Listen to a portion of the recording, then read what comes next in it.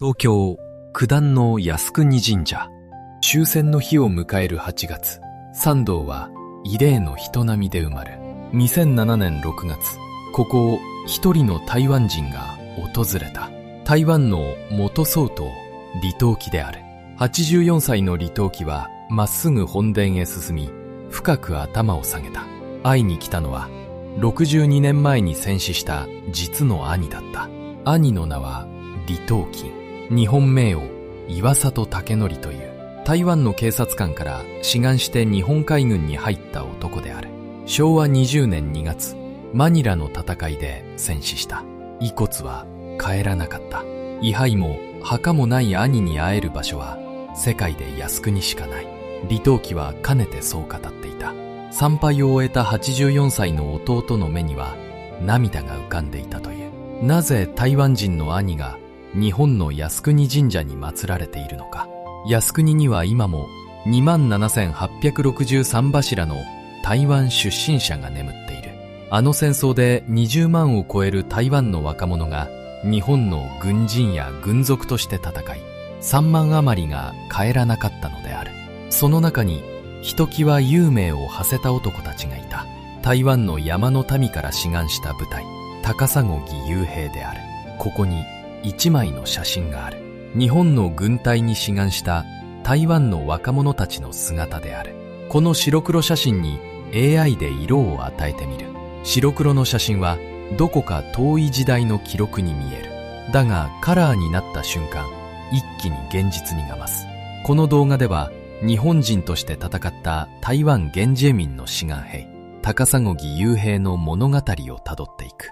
決勝で志願した男たち、ジャングルで日本兵より強く戦った男たち、そして戦後、日本の敗戦とともに日本国籍を失い、軍人恩給も戦死者への補償も1円も受け取れないまま、日本政府から忘れ去られた男たちである。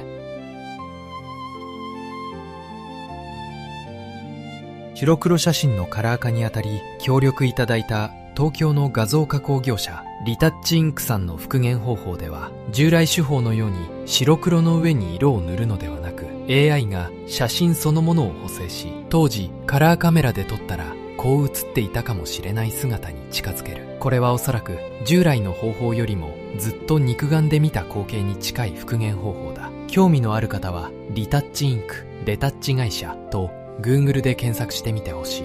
1895年、日清戦争の後の下関条約で台湾は日本の領土になった。以来50年、台湾は日本の一部だった。その台湾の険しい山々に暮らす人々がいた。タイヤル族、アミ族、ブヌン族、パイワン族、いくつもの民族に分かれる台湾の先住民である。現在は台湾原住民と呼ばれるこの人々を日本統治の時代には高砂族と呼んだ。この動画では当時の呼称として高砂族という言葉をそのまま使う。実はもともと日本の役所をこの人々を蛮人と呼んでいた。未開の民という意味の明らかな別称である。昭和10年、台湾総督府はこの呼び名を改め高砂族とした。高砂とは日本人が古くから台湾を呼んだ雅な名前である。だが呼び名が変わっても山の人々への差別と警戒は簡単には消えなかった。実際、統治の歴史は衝突の歴史でもあった。昭和5年10月、武者事件。セデック族の頭目、モーナ・ルダオに率いられたおよそ300人が、運動会の浅野工学校などを襲い、日本人134人を殺害した。日本の台湾統治史上最大の武装蜂起である。この蜂起の朝、引き裂かれた男たちがいた。花尾嘉一郎と花尾梶郎。セデック族に生まれながら日本の教育を受け、警察官として働いていた2つの名前を持つ男たちである。2人は同胞と日本の間で板挟みになり、蜂起の中、家族と共に自ら命を絶った。一郎が鉛筆で残した遺書にはこうあった。責任上、考えれば考えるほどこんなことをせねばならない。この壁の遺書は実物が写真に残されている。総督府は軍と警察を投入し、徹底的に鎮圧した。蜂起した側はおよそ700人が戦死し、または自ら命を絶った。首謀者のモーナルダオは山中で自決。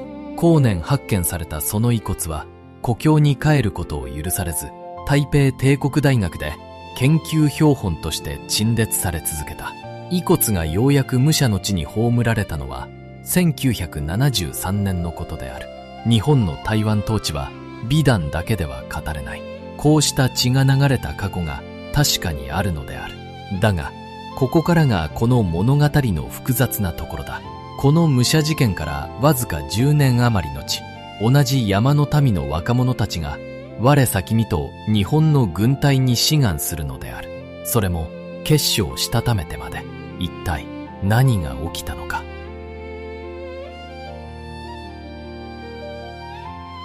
昭和17年3月、500人の高砂族の男たちを乗せた船が高雄の港を出た。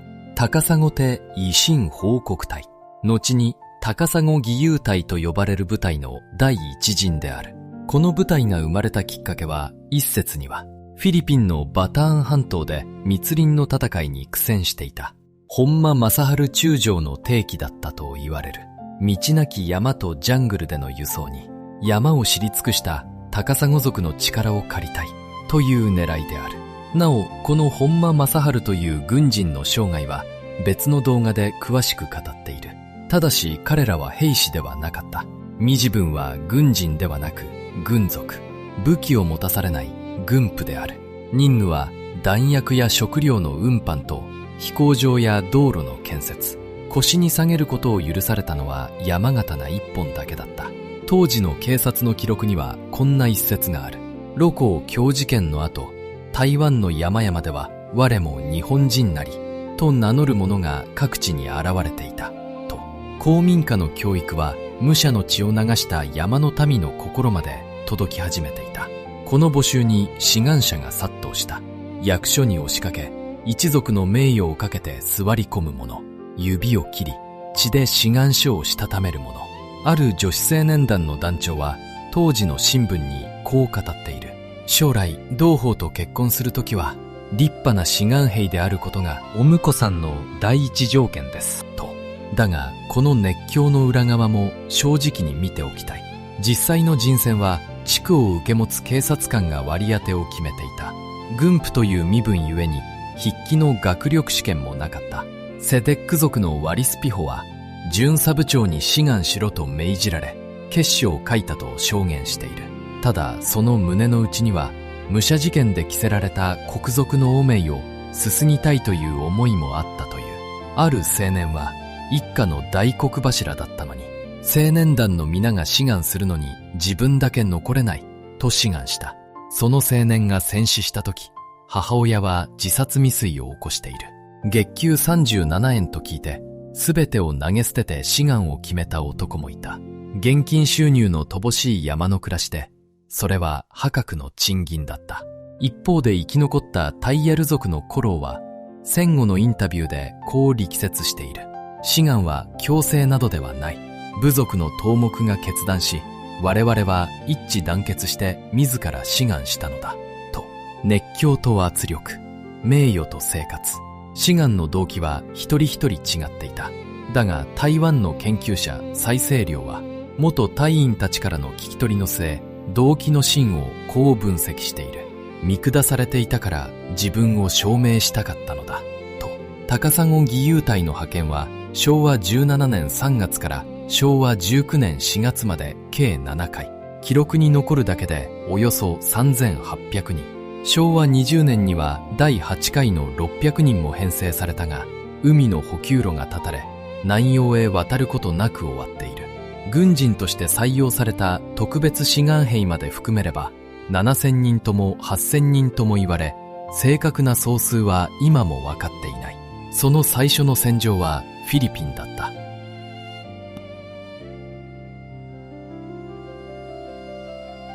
昭和17年3月23日、第一陣の500人は高雄の港からフィリピンへ向かった。興味深いのは彼らを率いた顔ぶれである。大隊長は軍人ではなく台湾総督府の警部、中隊長も小隊長も山の部落を受け持ってきた警察の人間だった。山の男たちを動かせるのは軍隊ではなく、彼らを知り尽くしたリバン警察だという判断である。ルソン島に上陸した男たちを待っていたのはバターン半島。米軍とフィリピン軍が立てこもる密林の要塞だった。高砂の男たちは弾薬と食料を背負い、砲弾の飛び交う密林の坂を何往復もした。戦闘部隊ではないはずの彼らにも多数の死傷者が出た。それでもバターンは陥落し、要塞のシマコレヒドールも落ちた。7ヶ月の従軍を終えて帰国した隊員たちは座談会でこう語っている。決してアメリカの捕虜にはならず、立派な手柄を立てて帰ろうと覚悟した。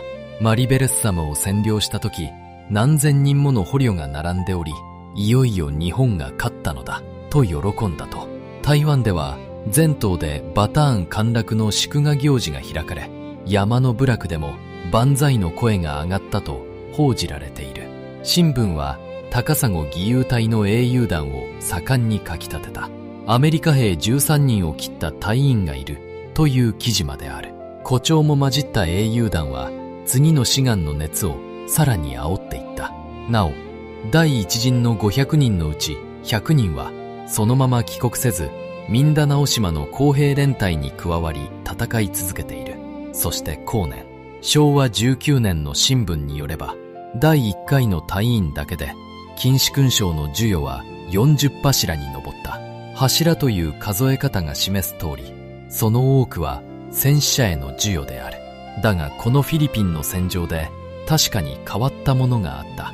日本兵たちが高砂の男たちを見る目である。戦線を視察した総督府の幹部はその様子をこう伝えている。日本の兵士たちが長い銃や指揮刀を持て余す密林で、高砂の男たちは山刀一本で自在に進撃路を切り開いていくと。地図と磁石の軍隊が立ち往生する場所で、山に生まれた男たちの体は道を知っていた。その進化が余すところなく現れるのが次の戦場である。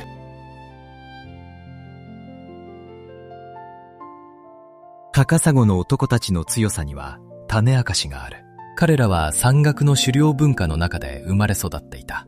道なき密林を迷わずに進む方向感覚。暗闇でも獲物を追える嫁。音を立てずに歩く素足の足裏。風の匂いと物音から気配を読む鼻と耳。そしてイノシシから蛇、カエル、虫に至るまで。食えるものと食えないものを見分ける知恵。日本の軍隊が地図と磁石で手に入れるものを山の男たちは体で持って生まれてきたのである。軍はこの力を放っておかなかった。武器を持たない軍部のはずが役割はどんどん変わっていく。フィリピンに上陸した部隊はわずか1週間、機関銃の射砲などを仕込まれただけで実質的な戦闘任務に組み込まれていった。ニューギニアではこんな記録が残る。昭和18年1月、ギルワ付近の戦線で高砂義勇隊3人と日本兵13人の17人の破壊隊が組織された。彼らは密林を忍び寄り、米軍の大砲2門を破壊してみせた。だが部隊に戻った時、17人は10人に減っていた。同じ年の5月にはニューギニア方面の陸軍祭公式館から高砂義勇隊に賞賜が贈られている。理由に並ぶのは物資輸送だけではない。包囲網を突破しての補給と患者の護送、そして決死隊に率先して参加し、敵の砲兵陣地を奇襲破壊したこと。武器を持たされていないはずの軍部の部隊が決死隊の先頭を走っていたのである。昭和18年からはスパイ養成で知られる陸軍中野学校の出身将校たちが高砂の男たちに遊撃戦の訓練を施すようになった。その中野学校出身のある参謀は驚きをこう書き残している。彼らは道なき密林を自在に行き来して敵情を探る。遠くの物音を聞き分け、敵を狙い通りの方角へ誘い出す。中野学校を出た我々でさえ舌を巻いた。と、昭和19年5月には、第18軍師霊官の足立畑蔵中将が、遊撃戦のための大高捜索隊を編成した。隊員100人のうち、実に8割が高砂の男たちだった。昭和20年の元日に再編された遊撃隊、蒙古艇新隊に至っては、任務は敵陣への潜入攻撃そのものである。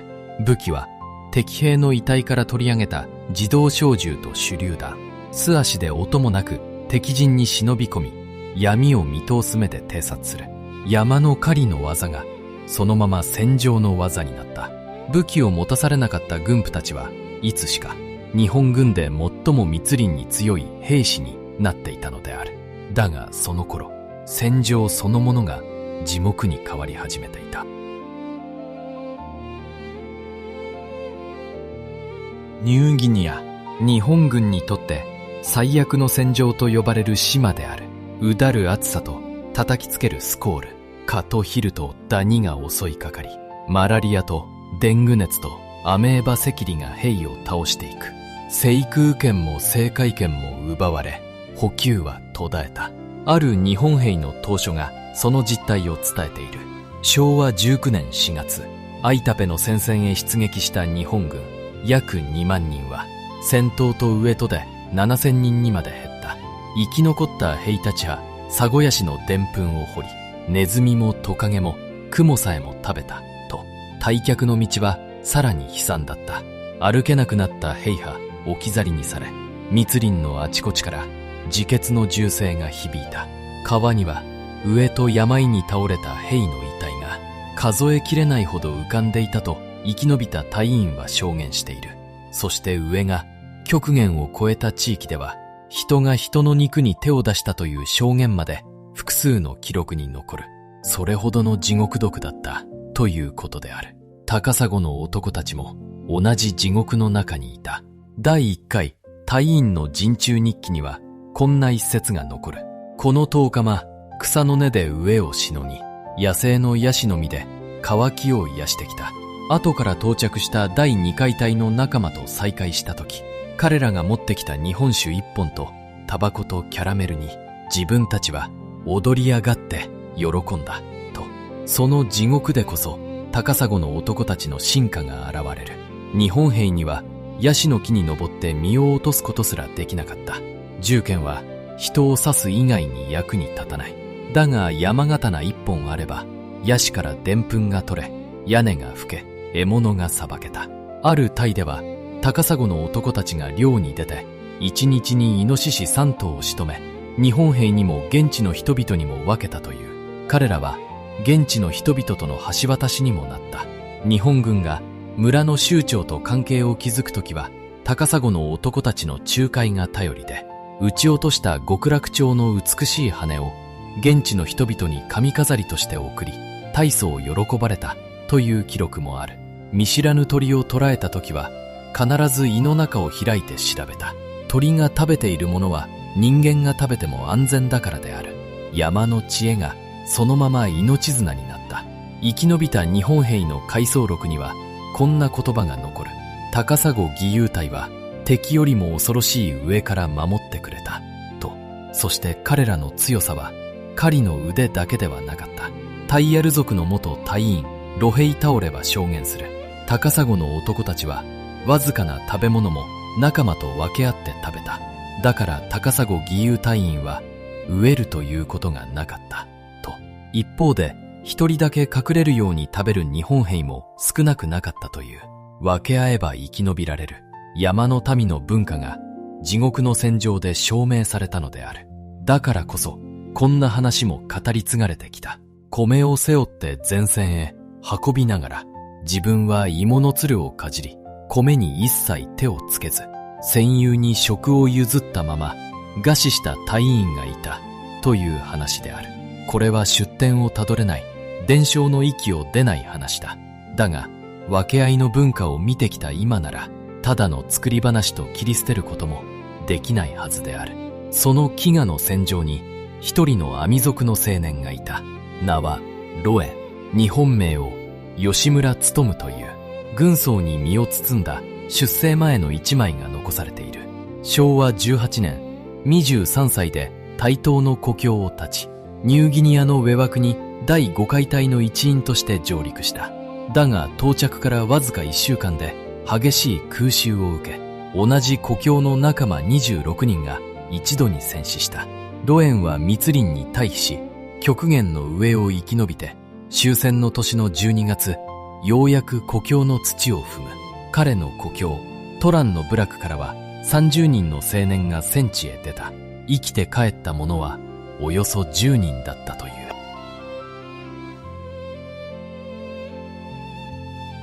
昭和19年10月、レイテ沖海戦で日本の連合艦隊は事実上壊滅した。フィリピンの陸ではレイテ決戦が始まり、空では神風特別攻撃隊が敵艦への体当たりを始めていた。その同じ月、陸軍にも一つの特殊部隊があった。カオル空挺隊。台湾軍の遊撃部隊から編成され、通信などの専門要員を除けば、隊員はほぼ全員が高砂族の男たちである。隊長は陸軍中野学校で遊撃戦を専攻した中重お中尉。彼らに与えられた作戦の名は義号作戦。高砂義勇隊の義の字を取って名付けられたとされる。作戦の中身はこうである。輸送機ごと敵の飛行場に強行着陸し、滑走路の敵機を爆薬と白兵で破壊する。着陸した機が再び飛び立つことは想定されていない。帰る手段のない事実上の特攻作戦だった。昭和19年11月26日夜、中重隊長以下40人を乗せたレイ式輸送機4機がレイテ東ブラウエンの敵飛行場群へ向けて飛び立った。結果はこうである。1機はエンジンの故障で味方の飛行場に不時着。残る3機はそのまま消息を絶った。どこに降り、どう戦ったのか。戦果も最後の場所も今も分かっていない。台湾の山から来た男たちはフィリピンの夜空に消えたのである。この最後の見えない出撃は一枚の絵に残されている。画家の藤田嗣治が終戦の年に描いた戦争記録が、カオル空挺隊敵陣に強行着陸奮戦すである。生還者がいないため、藤田は報道をもとに想像で筆を取った。白いたすきをかけ、爆薬を抱えて敵陣に迫る男たちの姿が、縦2メートル、横 2.6 メートルの大画面に描かれ、今も東京国立近代美術館に収められている。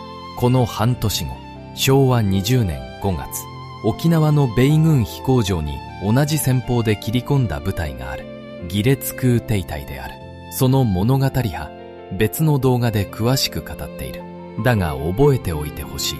義烈の半年前に台湾の男たちが先に同じ空を飛んでいたことを、そしてこの頃、遥か南の諸対島では一人のアミ族の兵士の長い長い戦争が始まろうとしていた。ここで冒頭の諸対島の男の物語を最初から語ろう。スニオン、台東のアミ族の農家に生まれた男である。日本名は中村照夫。昭和18年10月、陸軍特別志願兵として出征した。義勇隊の軍属ではなく、正規の軍人としてである。台湾歩兵第一連隊に入営し、高砂族で編成された遊撃部隊、照第二遊撃隊に配属された。昭和19年7月、部隊は諸対島に上陸する。そして9月15日、圧倒的な兵力の米軍がこの島に押し寄せた。中村一等兵は偵察の任務中に米兵に発見され、銃撃を受け道に迷い、部隊とはぐれた。ここから30年に及ぶ潜伏が始まる。初めの数年は同じ島の敗残兵10人ほどと共に生き延びた。だが昭和20年代の末頃、中村は仲間の元を離れ、以後の20年余りをたった一人で生きることになる。彼は密林の奥に小屋を建て、芋の畑を作った。罠出イノシシを取り、自作の網出魚を取った。毎朝起きて顔を洗うと、天皇の住む東の空へ球状妖拝と体操を欠かさなかった。そして38式歩兵銃の手入れを続けた。日本の敗戦を知らないままに。その30年の間に外の世界は変わり果てた。故郷の台湾は日本ではなくなり、日本は焼け跡から復興し、オリンピックまで開いていた。1974年12月18日午前7時45分、インドネシア空軍のスパルディチューイら11人の捜索隊が密林の小屋にたどり着いた。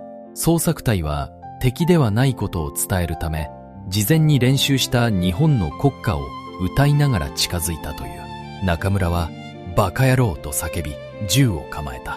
30年間手入れを続けたその銃はまだ撃てる状態だった。だがやがて静かに銃を下ろした。55歳になっていた。終戦から実に29年と4ヶ月後に彼の戦争が終わった瞬間である。この年の3月にはルバング島で小野田喜郎が帰還し、12月に諸田島で中村照夫が発見された。本当の意味で最後の日本兵は日本人ではなく台湾の山の民だったのである。だが小野田と中村のその後はあまりにも違うものになっていく。30年間日本の兵士であり続けた男にはしかし帰る日本がなかった。1975年1月、中村照夫は台北の空港に降り立った。台湾の人々はこの帰還を大きく報じ迎えた。だが彼の手にあったのは中華民国の帰国証明書。そして彼の名はもう中村照夫ではなかった。戦後の台湾で付けられた官名李光輝、兄の名スニョン、日本名中村照夫に続く3つ目の名前である。一人の男が生まれてから3つの名前を国家に付け替えられた。高砂義勇兵たちの運命をこれほど物語るものはない。彼が話せるのはアミ語と日本語だけ。新しい祖国の言葉である中国語は一言も話せなかった。そして故郷へ向かうバスの中で妻の李蘭英が涙ながらに打ち明けた。あなたの戦死候補が届き、残された息子を育てるため隣村の男性と再婚したと。そう、中村はとうの昔に戦死したことになっていたのである。出生の時血のみ子だった一人息子はすでに結婚し、この親になっていた。中村は孫のいる年になって帰ってきたのだった。彼は再婚した妻との同居を拒み、一人で暮らし始めた。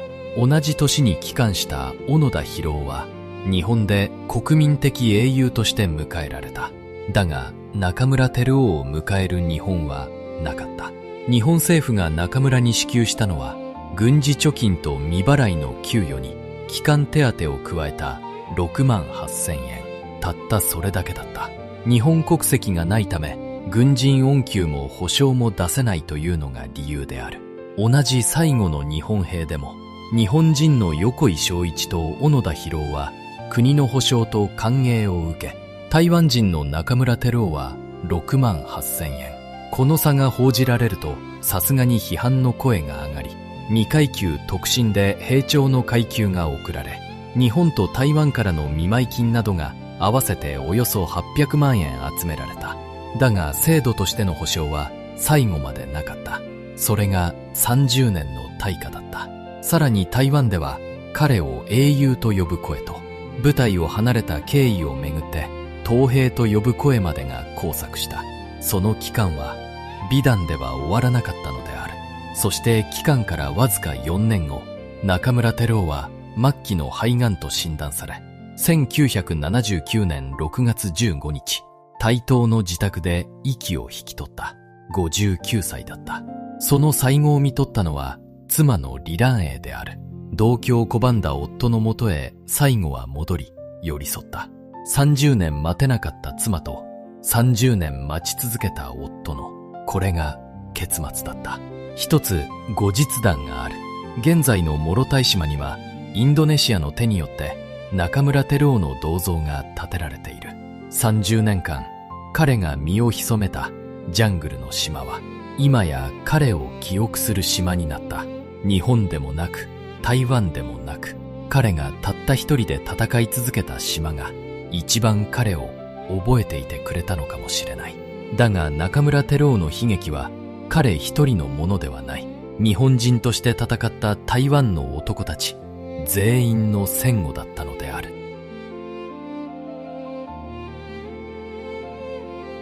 昭和20年8月15日、日本の敗戦とともに台湾は日本でなくなった。そして台湾の人々は日本国籍を失った。本人の意思とは一切関係なくである。タイヤル族の頭目ターナ・タイモは1946年6月、キールンの港に復員した時のことをこう語っている。港に出迎えは一人もいなかった。最初に目にしたのは国民政府軍の憲兵。持ち物は没収され、客の幹のまま家路に着いた。この島を統治しているのはもう異邦人なのだ。その時初めて敗戦を実感したと。新しい国民党の政権下で日本兵だった過去は誇りから楽印に変わった。敵国の軍人として戦った男たちとされたのである。そして海の向こうの日本ではさらに冷たい仕組みが待っていた。日本人の元軍人と遺族には恩給と援護の制度がある。だが台湾の男たちは講和条約で日本国籍を失ったため、国籍条項という壁に阻まれ、その対象から外されたのである。台湾人で日本軍の軍人軍属になった者は20万人余り、戦死者は3万人余りに上る。高砂木優待に至っては損耗率は6割とも7割とも言われ、戦死候補さえ届かない家庭がいくつもあった。日本人として死んだ男たちの遺族に日本は数十年間1円も払わなかったのである。この不条理を日本社会に突きつけたのが他ならぬ中村照夫の発見だった。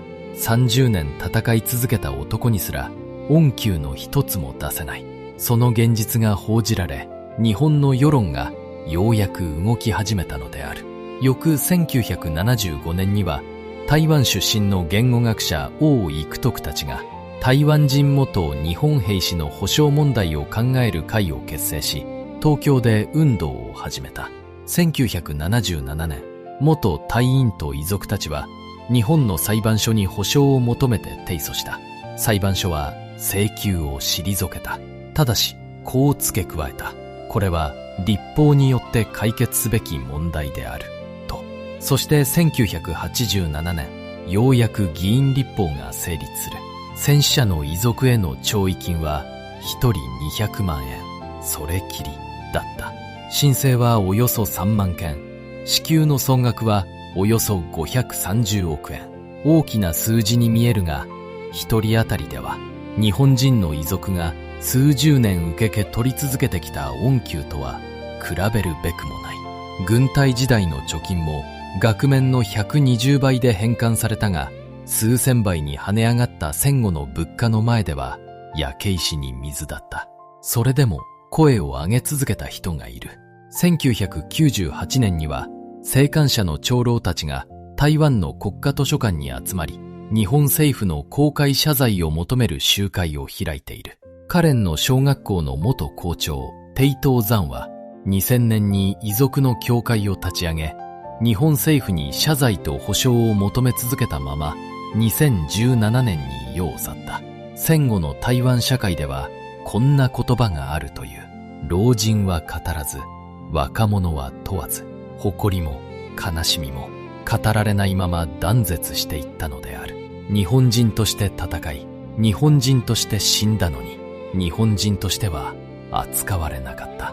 これが高砂木雄平の物語の一番重い落差である。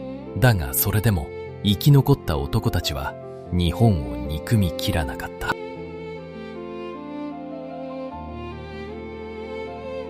国に切り捨てられてなお生き残った男たちは日本を憎み切らなかった。年老いた元隊員たちは集まれば日本語で語り合い、若き日に覚えた日本の軍歌を歌った。取材に訪れた日本人の前で直立不動の姿勢をとり、軍人の敬礼をしてみせる老人たちの姿がいくつもの記録映像に残されている。彼らだけではない。台湾には22歳まで日本人だったと語った李登輝元総統をはじめ、日本語で教育を受けた世代が戦後の社会を支えていた。1992年、タイヤル族の王ウーライに遺族たちが高砂義勇隊の慰霊碑を建てた。碑に刻まれた4文字は李登輝の記号である。霊安故郷、霊よ故郷に安らかなれという祈りの言葉だ。だがこの碑もまた政治の風にさらされる。2004年、土地の持ち主が変わり撤去を求められ、2006年には地元政府が1週間以内の撤去命令を出した。日本統治を美化するものだという批判が向けられたのである。抗議の声が上がり、碑の本体は残ることが決まった。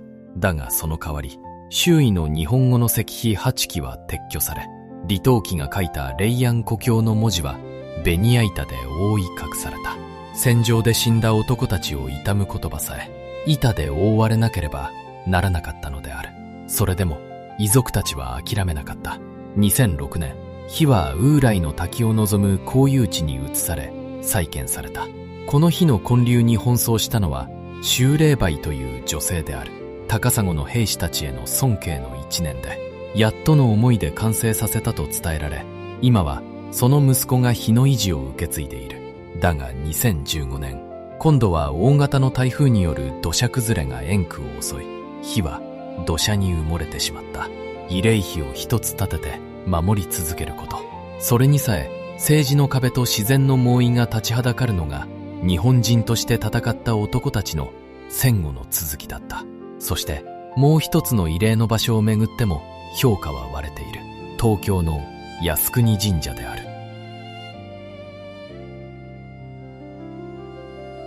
東京九段の靖国神社には、日本人として死んだ台湾出身の戦死者およそ2万8000人が祀られている。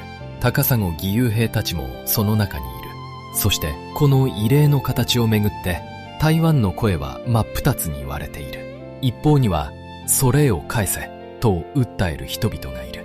タイヤル族の血を引く立法委員黄金祖輩たちは2005年から靖国神社へ抗議に赴き、原住民戦死者の合祀の取り下げを求め続けてきた。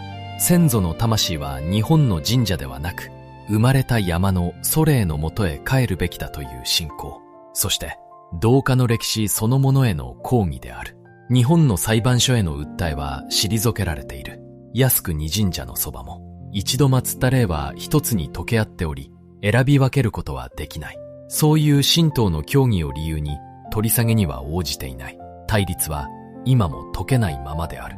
もう一方には靖国で兄に会う人がいた。李登輝、元総統である。実の兄李登輝は海軍の志願兵としてフィリピンで戦死し、靖国に祀られていた。2007年6月、李登輝は靖国神社を参拝する。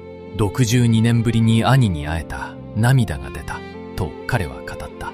父は兄の戦死を最後まで信じず、だから家には兄の位牌も墓もない。兄の魂はここにしかいないのである。祖霊のもとへ返せという声も、ここにしか兄はいないという声も、どちらも遺族の本心である。生きている間、名前と国籍を付け替えられた男たちは、死んで80年経った今も魂の置き場所をめぐって引っ張り合われているのだ。その一方で国家の手を借りない慰霊も始まっている。パイワン族の医師高生寺はニューギニアで戦死した叔父上村武雄の夢を見続けた。大雨の泥の中で叔父が助けを呼ぶ夢である。2013年、高生寺はニューギニアの戦地に渡り、叔父の霊を故郷へ連れ帰る部族の儀式を行った。戦死からおよそ70年目のことである。同じ年、アミ族の彫刻家シキスピンもニューギニアの地に慰霊碑を建てた。その名は高砂の翼。彼が彫り続ける木彫のシリーズにはこんな題がついている。翼よ、家に連れて帰って。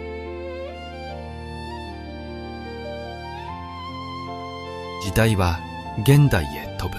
2011年3月11日、東日本大震災。この時、台湾から日本へ届いた義援金は200億円を超えた。人口2300万の島からの世界でも最大級の支援である。なぜ台湾はこれほど日本に温かいのか。その答えを単純な親日という言葉で片付けることは、この動画を見てきた人にはもうできないはずである。血がとの志願と切り捨てられた保証。キリシャの地とウライの慰霊碑。光と影が絡み合ったまま、それでも続いてきた長い付き合い。その積み重ねの上に今日の絆はある。そしてこの絆はもう一方通行ではない。2024年4月、台湾東部を大地震が襲った時、日本では今こそ恩返しをという声が湧き上がり、救援金だけでおよそ20億円が台湾へ送られた。被災の中心はカレン。日本政府に謝罪と補償を求め続けたあの保土登山が、校長として子供たちを教えていたその町である。台湾自身もまた歴史と向き合い始めている。2016年8月1日、蔡英文総統は台湾の歴代の統治者が原住民に強いてきた不正義を国家として公式に謝罪した。オランダ、清、日本、そして中華民国、400年に及ぶ支配の歴史、その全てに対してである。そして名前の物語にも続きがある。かつて蛮人と呼ばれ、高砂族と呼ばれ、戦後は山峰、山の同胞と呼ばれてきた人々は、長い運動の末、1994年、原住民という呼び名を憲法の上で勝ち取った。この生命運動の中心にいたのが、ニューギニアでオジの霊を連れ帰ったあの医師、孔聖寺である。国家に名前を付け替えられ続けてきた人々が、歴史上初めて自分たちの名前を自分たちで選んだのだ。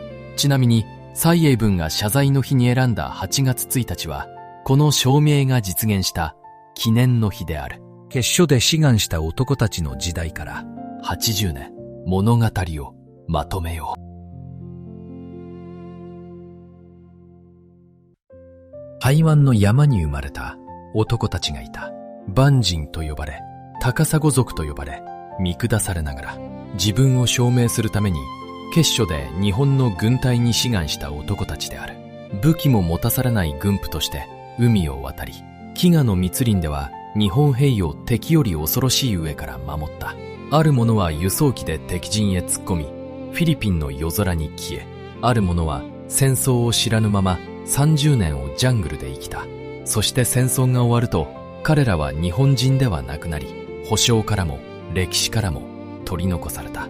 海を渡った義勇隊は記録に残るだけでおよそ3800人。その6割から7割が故郷の山に帰らなかったとされる。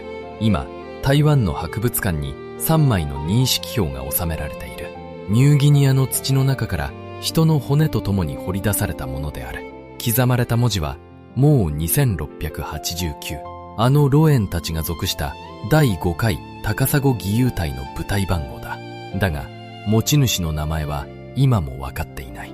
生きている間、3つもの名前を持たされた男たちの最後の1枚に刻まれるべき名前がまだ戻らないのである。